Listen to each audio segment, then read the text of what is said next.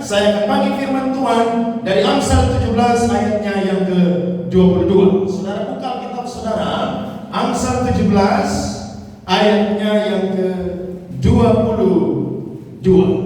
Satu ayat saja. Kalau sudah dapat kita baca sama-sama. Baca dengan suara yang keras, yang tegas, dan hati yang gembira pada pagi hari ini. Puji Tuhan. Sudah dapat saudara? Oke, 2-3 kita mulai. Hati yang gembira adalah obat yang manjur, tetapi semangat yang patah mengeringkan tulang. Coba saudara pegang saudara punya dada, sambil saudara baca, saudara tepuk-tepuk begini. Oke? Bisa? Baik, kita mulai ya. 1, 2, 3. Hati yang gembira adalah obat yang manjur, tetapi semangat yang patah mengeringkan tulang. Amin buat firman Tuhan. Saudara dan saya, 3000 tahun yang lalu, Salomo sebagai raja yang hebat, raja yang berhikmat, dia menemukan bahwa ada 2 jenis orang, yakni orang yang pertama adalah orang yang selalu punya hati yang gembira, dan orang yang kedua adalah orang yang punya semangat yang patah.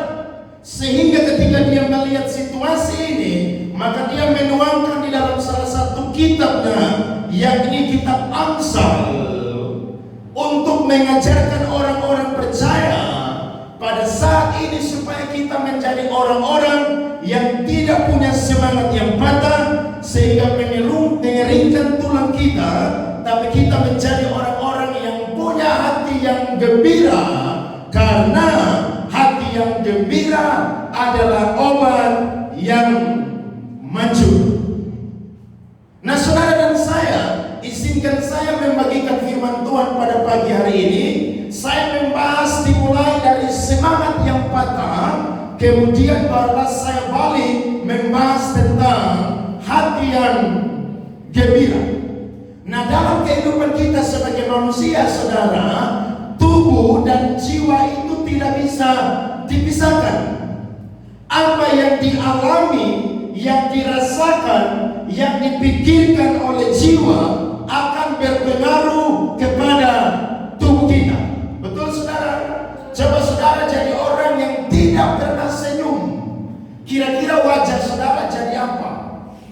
Pasti akan cepat tua. Makanya ada orang muda usia mungkin baru 20 tahun, tapi wajahnya 40 tahun. Pernah lihat saudara? Kenapa? Karena dia tidak punya sukacita.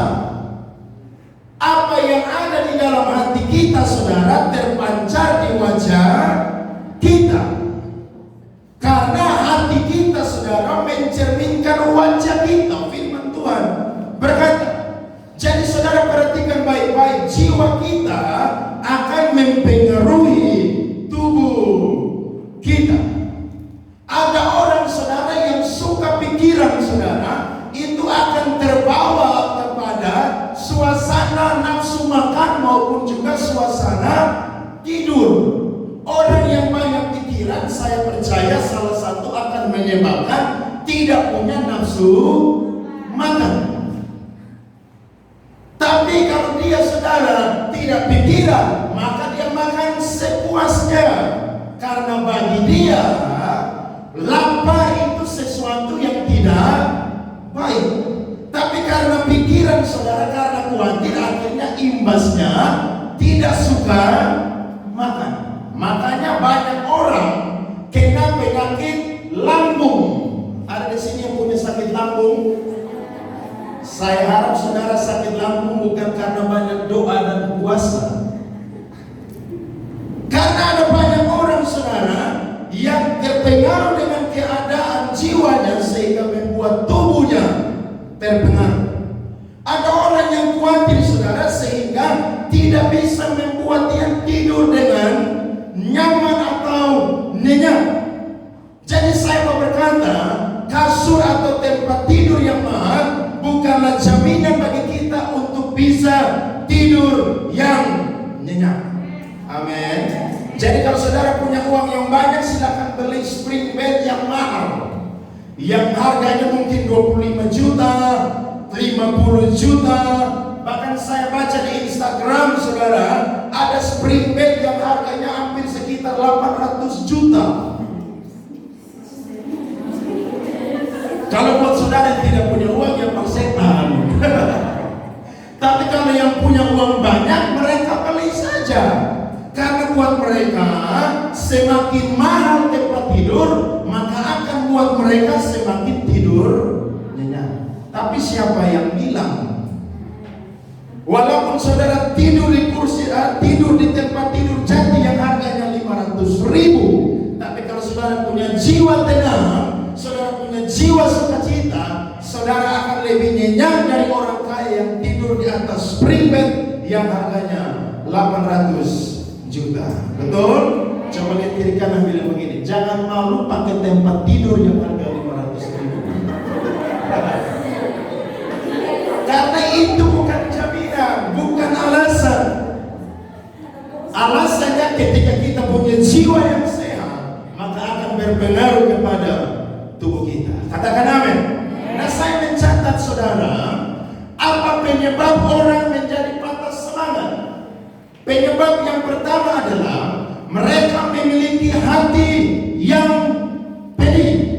Amsal 15 ayat 13 berkata, Amsal 15 ayat 13 berkata, hati yang gembira membuat muka berseri-seri, tetapi kepedihan hati mematakan apa saudara?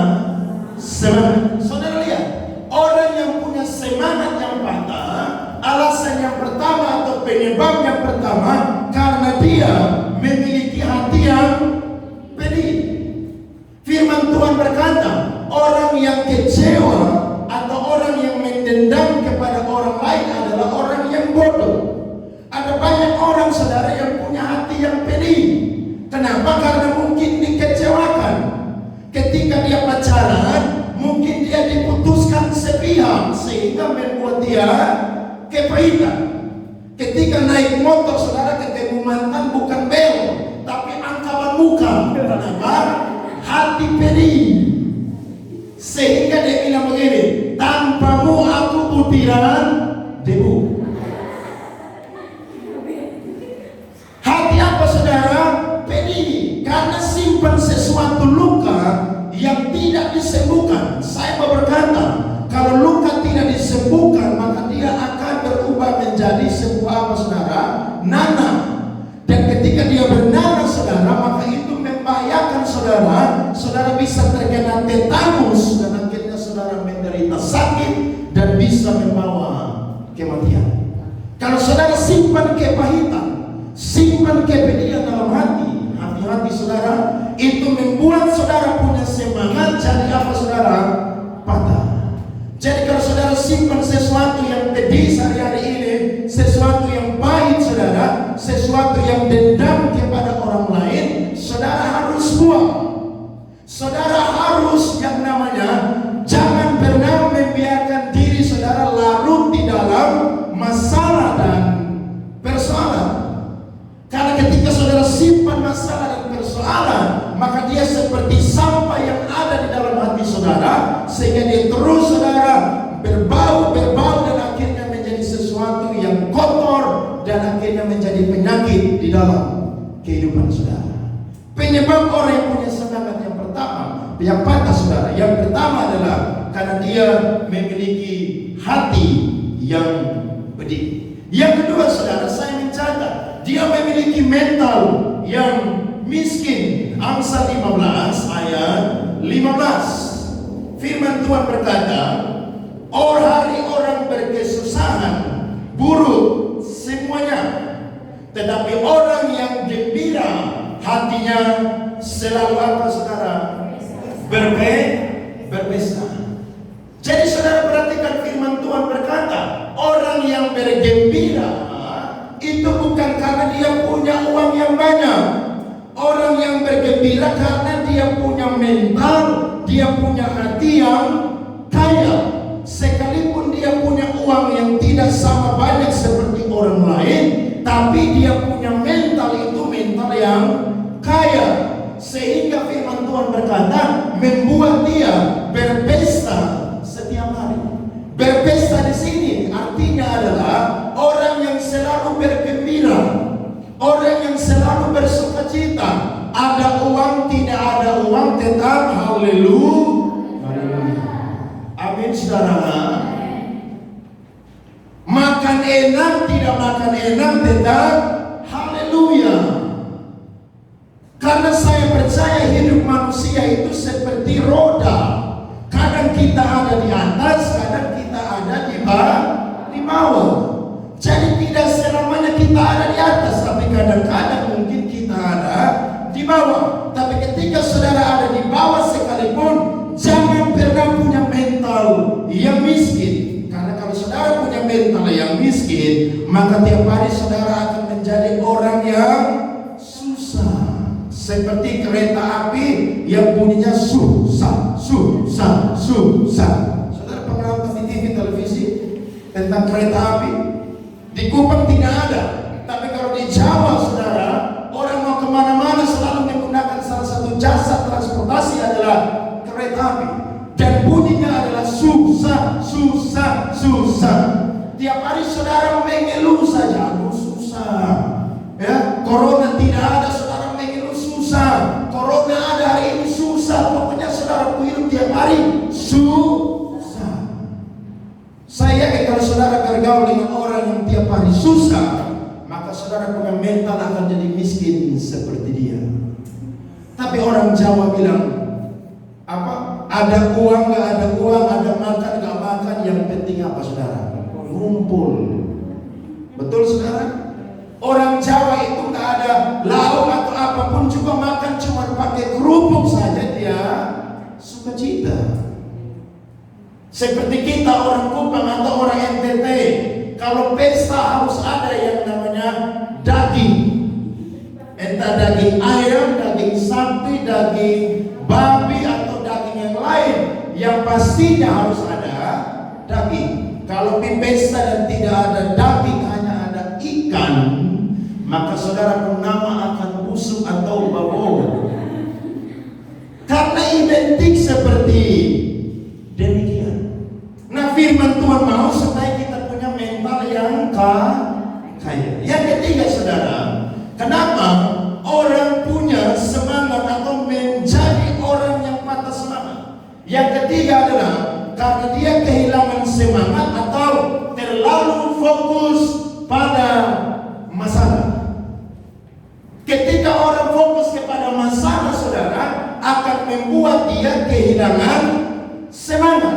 Contohnya adalah ketika ada banyak orang yang melamar kerja, saudara tidak pergi lamar kerja karena saudara pikir begini, yang dibutuhkan di kantor itu hanya 20 pegawai, yang datang lamar 400. Jadi saudara pikir ya sudahlah, saya tidur-tiduran saja di kos, nanti Tuhan kirim mujizat dari surga, nanti ada bos perusahaan yang datang cari saya di kos dan kasih saya pekerjaan. Mustahil saudara? Tidak mustahil juga. Tapi saya yakin jarang yang model begitu. Apalagi kalau tidak pernah berdoa, tidak pernah baca Alkitab, bagaimana Tuhan suruh malaikat Gabriel datang tolong saudara? Nah, saya mau berkata kita harus jadi orang yang jangan terlalu fokus kepada masalah. Orang percaya saudara melihat kesempitan adalah kesempatan untuk bisa berbuat sesuatu. Amin. Perhatikan Daud. Ketika Daud berhadapan dengan Goliat saudara, Goliat pakai pakaian yang lengkap. Saul beserta dengan orang-orang Israel semua ketakutan. Mereka melihat saudara ini sesuatu yang tidak bisa dihadapi mereka. Tapi Daud lihat bahwa Goliat memakai pakaian yang lengkap saudara, tertutup semuanya. Tapi ada satu bagian yang tidak ditutupi oleh Goliat. Di mana saudara? Di keningnya. Daud lihat kalau ini orang tinggi besar, maka pasti jidat atau dahinya juga pasti lebar. Berarti Daud harus taksir saudara. Orang Kupang bilang, di mana saudara? Di dahi. Dan firman Tuhan mencatat, hanya dengan satu batu Daud lempar kepada sasaran yang tepat, Goliat langsung tumbang. kehilangan semangat karena terlalu fokus kepada masalah. Tapi orang yang benar, saudara, melihat bahwa kalau ada kesempitan di situ, justru itu ada kesempatan di sana untuk bisa melakukan sesuatu. Amsal 18 ayat 14. Firman Tuhan berkata, orang yang bersemangat dapat menanggung penderitaannya. Perhatikan, orang yang bersemangat dapat menanggung penderitaannya. Tetapi siapa akan memulihkan semangat yang patah? Jadi saudara dan saya harus punya salah satu modal, yakni apa saudara? Semangat. Amin. Jangan saudara kehilangan semangat dalam kehidupan ini. Karena ketika kita kehilangan semangat, maka saudara akan menjadi orang yang kalah di dalam kehidupan saudara dan saya. Jangan fokus kepada masalah, tapi fokuslah kepada Tuhan yang mampu membereskan semua masalah di dalam kehidupan kita. Yang keempat saudara, tawar hati. Amsal 24 ayatnya yang ke-10, firman Tuhan berkata, Amsal 24 ayat 10, jika engkau tawar hati pada masa kesesatan, kecilah kekuatanmu. Perhatikan, orang yang tawar hati saudara, maka dia punya kekuatan akan jadi kecil. Saya baca di Instagram saudara, petinju yang terkenal yang saudara dan saya tahu namanya Mike Tyson. Ada yang tahu Mike Tyson? Tahu ya, Tyson ya, si leher beton ya, saudara tahu ya? Atau ada yang tidak tahu? Nanti saudara tiap hari baca kitab rohani, tidak tahu Mike Tyson. Saudara tahu, ketika dia memulai dia punya karir saudara, maka dia menentang sebuah beruang untuk bertanding dengan dia.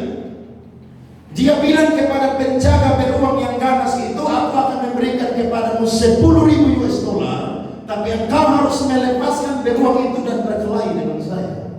Tapi karena penjaga beruang yang ganas ini tahu saudara bahwa Tyson ini bahaya, sehingga dia tidak melepaskan beruang yang ganas itu kepada harimau, kepada Mike Tyson. Saudara lihat, Mike Tyson sebagai seorang petinju, dia harus belajar untuk menghadapi musuh yang paling ganas, bukan manusia, tapi beruang yang ganas.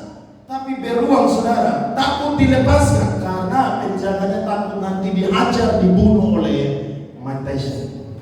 Orang yang punya mental yang kuat saudara adalah orang yang tidak tawar hati. Orang yang tidak tawar hati saudara akan melihat sesuatu yang luar biasa di depan. Dia tidak lihat masalah, persoalan, kekurangan, tapi dia tahu bahwa Tuhan memberikan roh yang ada di dalam hidupnya, di dalam hatinya, lebih besar daripada roh yang ada di dalam dunia ini. Amin. Jangan tawar hati. Dan yang kelima, yang terakhir saudara, mengapa orang menjadi patah semangat? Saya mencatat karena hidupnya penuh dengan khawatir. Amsal 15 ayat 25. Firman Tuhan berkata, kekhawatiran dalam hati membungkukkan orang, tetapi perkataan yang baik menggembirakan dia. Sekali lagi, kekhawatiran dalam hati membungkukkan orang, tetapi perkataan yang baik menggembirakan dia.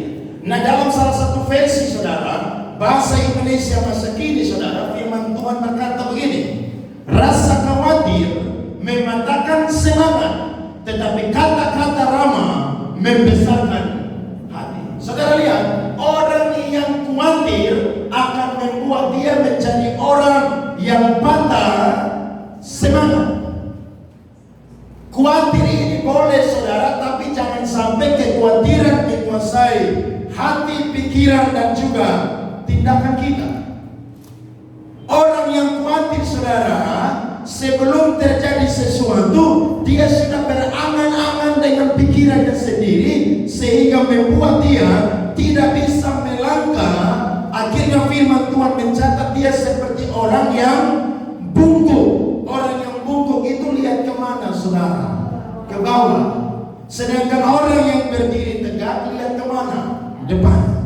Nah, orang yang khawatir saudara akan membuat dia menjadi orang yang sama seperti orang yang bungkuk. Tidak bisa melihat masa depan yang indah yang Tuhan sediakan. Harusnya kita menjadi orang-orang percaya yang sungguh-sungguh percaya bahwa Tuhan kita adalah Tuhan yang sanggup mencukupi segala kebutuhan kita. Tuhan kita adalah Allah yang mampu menolong kehidupan kita. Jangan kalah dengan persoalan dunia, tapi kalahkanlah persoalan dunia karena saudara punya Tuhan di dalam kehidupan saudara dan saya. Jangan khawatir. Memang khawatir ini salah satu penyakit yang bisa membunuh manusia. Ada seorang wanita tua saudara yang punya uang kurang lebih 500.000 US dollar. Ketika krisis pernah terjadi di Amerika, maka dia ketakutan, dia khawatir bahwa dia akan susah. Maka dia punya uang 500.000 US dollar saudara, dia tidak beli makanan yang enak, tapi dia tiap hari kerjanya hanya makan roti dan super mie atau indomie. Takut uangnya habis dan akhirnya kelaparan dan meninggal. Dan saudara, dia lakukan itu terus menerus. Maka 3 bulan kemudian saudara, dia kena penyakit tipes. Dan ketika dia masuk rumah sakit kena penyakit tipes saudara, keadaannya bukan tambah baik tapi tambah buruk, karena tiap hari hanya makan roti dan super mie. Super mie itu juga baik ya saudara ya. Ketika kelaparan datang kita makan sekali. Tapi ibu ini saudara, karena dia khawatir besok-besok nanti kalau uang habis sementara krisis terjadi, maka dia cuma makan roti dan indomie. Maka 1 bulan kemudian meninggallah dia. Ketika dicari saudara, maka uang dia saudara disimpan di dalam apartemennya. Simpan di mana saudara? Dia bor lantai dari apartemennya saudara, dan dia simpan di dalam brankas uang saudara. Orang cari-cari, kenapa ibu ini kok bisa makan roti hanya sama super bisanya? Ternyata dia khawatir menghadapi hari esok. Dia simpan uangnya, dan ketika dia meninggal, uangnya tidak dia bawa. Hati-hati, kalau saudara hidup penuh dengan kekhawatiran, saudara sama seperti orang yang bungkuk, yang tidak bisa melihat sesuatu yang indah yang Tuhan sediakan di depan. Amin. Jadi kalau saudara punya uang, nikmatilah uang saudara. Ya, senang-senanglah, makan sekali-sekali di luar, ya, ajak keluarga. Kalau ulang tahun, saudara bisa bikin acara, undang teman-teman yang mungkin dekat saja dengan saudara. Bergembiralah dengan mereka. Jangan sampai saudara jadi orang yang khawatir. Akhirnya saudara punya hari-hari tidak menjadi baik, tapi saudara jadi orang Kristen yang punya hati yang pedih, saudara punya mental yang miskin, saudara kehilangan semangat, bahkan saudara jadi orang yang tawar hati. Nah, ini 5 data saudara yang bisa diberikan kepada kita kenapa atau penyebab orang memiliki semangat yang patah. Ada seorang penulis bernama C.S. Lewis saudara. Dia penulis terkenal. Dia pernah berkata begini saudara, Tuhan, mengapa engkau lebih mudah diketemui saat hidup berjalan lancar, tapi lebih sulit aku ketemui ketika hidup ini aku membutuhkan pertolonganmu. Dia penulis yang hebat saudara, dikenal bukan cuma di kalangan orang Kristen, tapi orang-orang dunia juga mengenal dia. Tapi dia pernah menghadapi keadaan yang sukar, dan dia merasa bahwa ketika dia ada dalam keadaan yang sukar, seperti Tuhan tidak menolong dia. Tapi saya mau berkata kepada saudara dan saya pada pagi hari ini, Tuhan ada di setiap musim kehidupan kita. Tuhan tidak pernah meninggalkan kita. Nah saudara dan saya, firman Tuhan berkata dalam pas ayat 22 bagian A berkata, hati yang gembira adalah obat yang manjur. Nah, kata gembira saudara di dalam bahasa Ibrani menggunakan kata semea. Sama-sama katakan semea. Semea itu saudara artinya gembira, senang, bahagia, bahkan juga sukacita. Nah, kata semea saudara dalam bahasa Ibrani juga menggunakan sebuah grammar namanya kausatif. Apa itu kausatif saudara? Kausatif artinya perbuatan yang satu mempengaruhi perbuatan yang lain. Kalau saudara punya kamus besar bahasa Indonesia, coba cari kausatif itu artinya sebab atau menjadikan. Jadi ketika saudara bikin sesuatu, itu bukan stop di situ, tapi itu akan punya dampak. Artinya perbuatan yang satu mempengaruhi perbuatan yang lain. Nah, Salomo mencatat bahwa hati yang gembira adalah obat yang manjur. Kira-kira apa yang membuat kita bergembira? Kata Nadia, apa yang membuat hati bergembira? Selalu sehat. Terima gaji, betul ya? Saudara gajian kira-kira hati gembira atau tidak? Gembira. Puji Tuhan, selama 1 minggu hanya makan nasi putih dengan kerupuk saja, tapi haleluya, awal bulan terima gaji. Gembira, betul ya? Saudara ulang tahun dapat hadiah, gembira atau tidak? Gembira. Kalau tidak dapat hadiah, gembira atau tidak? Gembira juga. Puji Tuhan, berarti saudara rohani bagus. Karena ada banyak orang yang ulang tahun tidak dapat hadiah, tersinggung. Saya pikir-pikir, kalau saya memang gembala jadi gembala dan saudara semua kalau ulang tahun dan kami kasih hadiah, maka tiap tahun kami harus sediakan uang mungkin puluhan dan ratusan juta. Karena setiap ulang tahun kami pergi bawa hadiah. Tapi kalau saya ulang tahun juga saudara datang, saudara tidak bawa hadiah, perasaan. Karena sebagai gembala datang bawa hadiah. Loh, ini pendeta yang ulang tahun bawa, masa kita tidak bawa hadiah? Aduh, ini celaka 12 saudara. Tapi kan tidak demikian. Dapat hadiah, tidak dapat hadiah, itu tidak mengganggu suasana hati kita. Yang penting saudara datang dan berdoa bagi saya yang ulang tahun atau saudara-saudara seiman yang ulang tahun. Betul saudara?